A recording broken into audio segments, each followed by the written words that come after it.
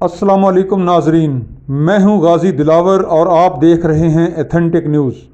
اب آتے ہیں آج کی تازہ خبروں کی طرف۔ منشیات کے مقدمے میں گرفتار ملزم محمد الیاس چنا کو 9 سال قید اور 1 لاکھ روپے جرمانہ کی سزا سنا دی گئی۔ دوران سماعت ایڈیشنل ڈسٹرکٹ اینڈ سیشن جج ملتان نے ٹرائل مکمل ہونے پر مقدمے کا فیصلہ سنایا، جس میں جرم ثابت ہونے پر 9 سال قید اور 1 لاکھ روپے جرمانہ کی سزا سنائی گئی۔ سال 2023 میں تھانہ ہرم گیٹ سے اسسٹنٹ سب انسپکٹر فیض رسول نے اپنی ٹیم کے ہمراہ کارروائی کرتے ہوئے مجرم محمد سلیم الیاس چنا سے 1300 گرام چرس برآمد کی تھی۔ پولیس تھانہ بستی ملوک نے منشیات فروشوں کے خلاف ایک اہم کارروائی کرتے ہوئے 2 ملزمان کو گرفتار کر لیا۔ گرفتار ملزمان میں سے محمد عرفان اور محمد اقبال شامل ہیں، جن سے 150 گرام ہیروئن اور 1 کلو گرام سے زائد چرس برآمد کی گئی۔ یہ کارروائی تھانہ بستی ملوک کے علاقے جھنڈ چوک قصبہ مڈل میں عمل میں لائی گئی، جہاں ایس ایچ او بستی ملوک بابر شہزاد نے ایس آئی مختار احمد اور دیگر پولیس ٹیم کے ہمراہ دوران گشت ملزمان کو حراست میں لیا۔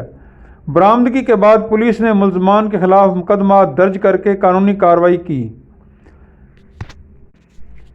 پولیس تھانہ قادر پور راما نے منشیات کے خلاف جاری کریک ڈاؤن میں ایک اور بڑی کامیابی حاصل کرتے ہوئے 6 کلو گرام چرس برآمد کر لی۔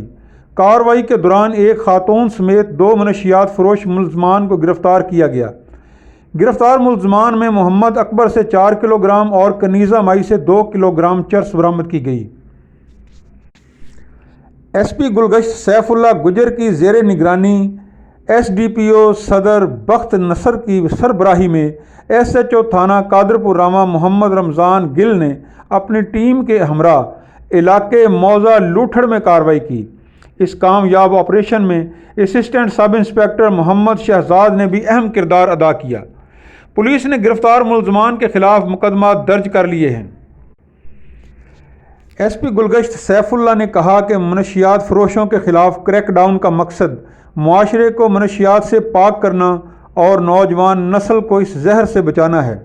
انہوں نے عوام سے اپیل کی کہ وہ پولیس کے ساتھ تعاون کرتے ہوئے مشکوک سرگرمیوں کی فوری اطلاع دیں تاکہ سماج دشمن عناصر کے خلاف مؤثر کارروائیاں جاری رکھی جا سکیں۔